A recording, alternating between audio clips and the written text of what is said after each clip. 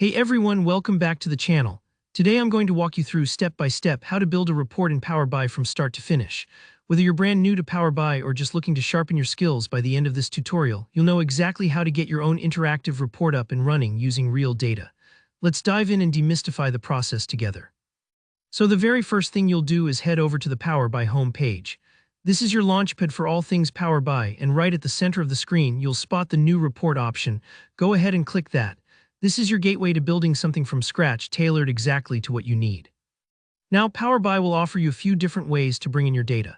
You might see options like Excel, CSV files, directly pasting data, manually entering data, or even connecting to what's called a semantic model, which is basically a pre-prepared dataset ready to go. But here, the key thing, if you're using the free version of Power BI, your choices are limited a bit. You won't be able to load Excel or CSV files directly unless you upgrade, but you can still paste or manually enter data. Or if your organization has set it up, you can pick a semantic model. For today, let's assume you're working solo, just getting comfortable with Power BI's basics. So let's pick paste or manually enter data. This is perfect for quickly dropping in a dataset, even if it's just a handful of sample rows, and seeing results right away. Once you click that, you'll land on a screen where you can paste your own data directly into a table or type it in column by column, row by row.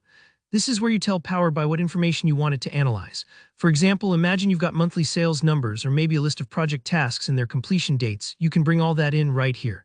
Take your time entering your data. If you make a mistake, it's easy to fix. Power BI lets you edit any cell just like a spreadsheet. A helpful tip here, before you move forward, double-check your column headers. Clear and accurate names make working with your report much easier later on. Trust me, you'll thank yourself. At the bottom of the window, you'll notice a box that lets you name your report.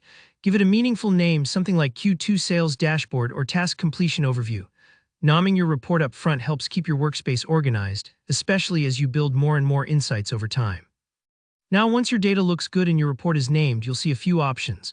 You can create a blank report, a semantic report, or click Auto Create Report. For most beginners, and honestly to save time, the Auto Create Report feature is a fantastic shortcut. Go ahead and select it. Power BI will get to work, just give it a moment, as things might take a few seconds to load depending on your internet connection and the size of your dataset. And that's it, your first report will be generated automatically, complete with visualizations Power BI thinks are most relevant based on your data. From here, you can start customizing charts, changing visuals, and really making it your own. If you found this walkthrough helpful, don't forget to hit that like button. Every thumbs up helps us reach more Power BI enthusiasts just like you. Got questions or need clarification on any step? Drop a comment below. I read every single one and I'm here to help. And of course, if you want more easy-to-follow how-tos on Power BI and data analytics, remember to subscribe for more videos. Thanks for watching, and I'll see you in the next tutorial.